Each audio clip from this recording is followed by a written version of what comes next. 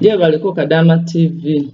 Nze Swabra wano e Saudi. Mbadde nnyina ebibuuzo bye nsaba okubuuzaako ntangaazeemu kuba obudde bwange bunaatera okuggwaako obudde Uganda.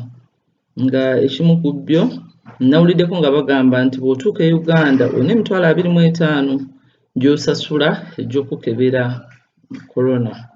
N'ekirala mbu baakutereka okumala wiikisi 2 nga bakyakwekenneenya bwe kiba kituufu ekya ssente kituufu oba nedda. Ate n'ekya karantini nakyo bwe kiba kituufu baba bantereka ludda wa. N'ekirala nga mbuuza nti bwe mba ntuuse ku kisaawe mba ntuuka nti ewaka kuba nze ndi w'e Masaka ate mpulira amakubo gonna gali blocked district ku district togiyingira. Kati mba ntambula ntya? Neyanzizza nnyo ssebo. Kadaama TV, Kadaama muwulidde ayagala okumanya ekigenda mu maaso, ayagala okumanya ekituufu kuba abantu bangi aboogera ebintu kino kiri ebitakwatagana ng'ate waliwo bakadaamu ababeera bagenda okukomawo naye ne babeera nga babuzibwabuzibwa. Kiri nti bw'oba ovudde yonna gy'ovudde, Swabra atugambye we Saudi naye tugamba ovudde Oman, Jordan, mu nsi zonna gino gy'emitendera gy'ojja okuyitamu. Kati sookere ku ky'obuuzizza okusasula emitwalo 25 okutesitinga. Tesiti eno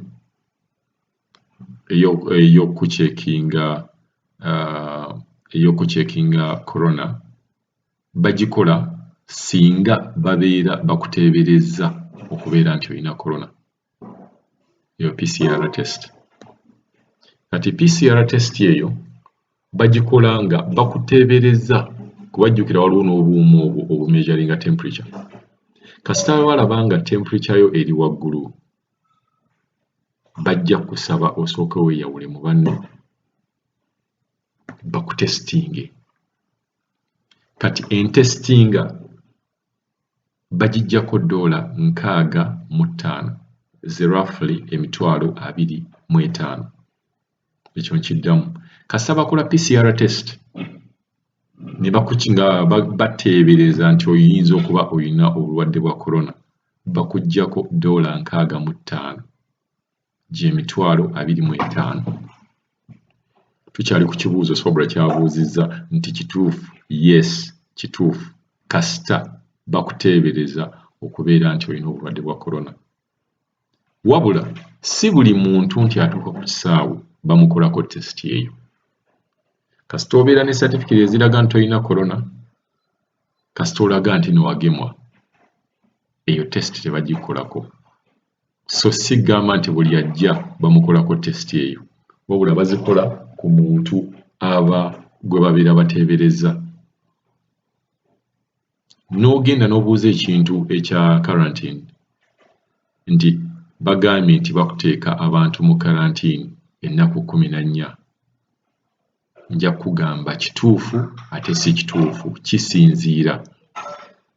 Kasita bakola PCR test eyo ne bakusanga ng'olina corona, bakuvuga ne bakutwala mu government hospital oba facility yonna eba eriwo n'otandika obujjanjabi. Naye singa bakusanga nga toyina, ogenda bugenzi waka.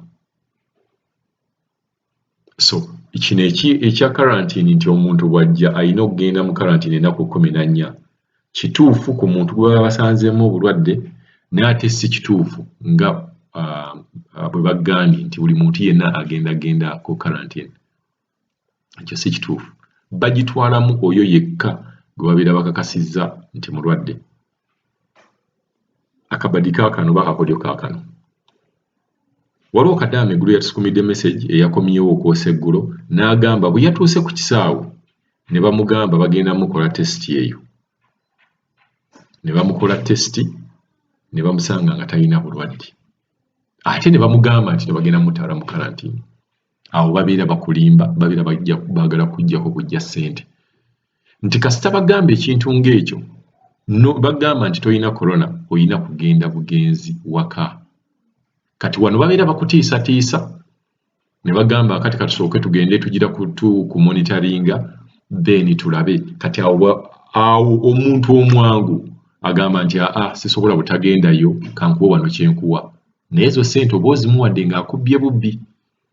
Omuntu yenna kasita bakola PCR test ne bakusanga nga tolina corona oba olina kugenda bugenzi waka so toba wawadde n'ekikumi. Njagala muwulirize ebintu bino ddala bagenda okuddayo owaka kuba obukodyo bungi nnyo bwe bayitamu ne babaggyako ssente ez'obwereere ng'obadde tolina kuziwaayo. Tewali karantini ya mpaka omuntu gy'alina okugendako oba tewali karantini omuntu nti buli muntu ajja wano bamutwala mu karantini. Bakutwalayo ng'oli mulwadde.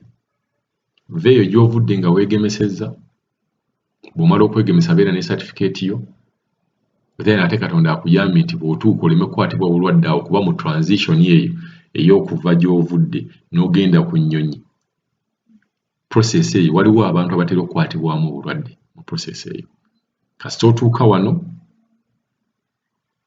nga tolina bulwadde olina kgenda waka. Kati otuuse wano wabuuzizza nti bwe mba ntuuse e Uganda nkola ntya kuba Swabra yagambye nti nowe Masaka. Kasita otuuka e Uganda, President yaggaddewo public transport ne private transport naye sigamba nti zonna emmotoka zitambula. Emmotoka zitambula nga waliwo ekigendererwa oba ekiruubirirwa ekituufu ekikutambuza. Kati gwe abaava ebweru n'ojja ku kisaawe entambula zo za mirundi ebiri ze ngenda okuwa. Osobola okukozesa airport tax n'ekujja ku airport n'ekutwala paka Masaka. Tewali agenda kukwatako ne bw'ogamba Mbalala ne bw'ogamba Kamuli ne bw'ogamba Jjinja tewali agenda kukwatako kasita obeera mu airport tax ng'olina passport yeeraga waakajja.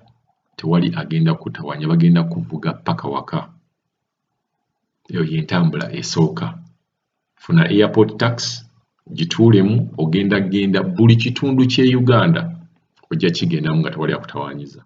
Lwakuba akasente ennaku zino kayinza okubeera nga kajja kubeerako wagguluko olw'embeera engeri embeera gy'erimu. Buli muntu omanyi akozesa advantage okubeera nga afuna ssente mu mbeera ng'eno. Engeri y'okubiri, bw'oba oli kumpi kujja tegeeza famire yo ofune omuntu omu agenda okunona ku kisaawe, toleeta bantu bangi. Omuntu oyo agende owa ILC musukumire ticket, photocopy ya ticket yo, photocopy ya passport yo, obimusukumire ku WhatsApp, abitwala abyokeseemu, agitwale wa LC1 ku kyalo gy'ogenda. LC1 eyo amuwe ebbaluwa authorizing okujja okunona ku kisaawe.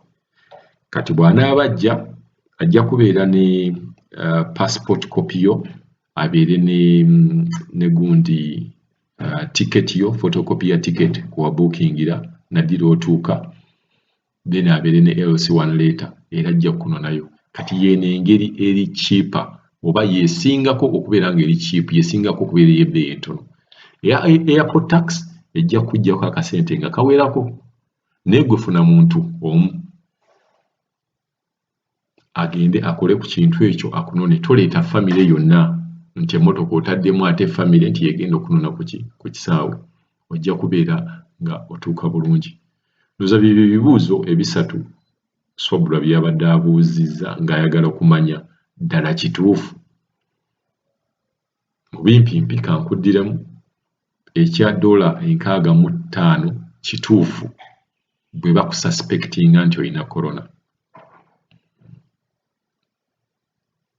Then n'obuuza ku kya Karantini bwe bakusanga nga bakoze PCR test ne bakusanga bakutwala mu government facilities, naye ate kikyamu okugamba nti buli ajja e Uganda bamutwala mu Karantini nga bwe kyasooka luli, kakati si bwe kiri. Then n'ekisembyeyo ky'obuuziza ky'ekyokugamba nti onootambula otya. Ojja kutambula bulungi nnyo. Buli muntu ava wabweru toweeraliikirira. Ogenda kutambula e Uganda otuuke yonna gy'oyagala nga tewali akutawaanyizaako.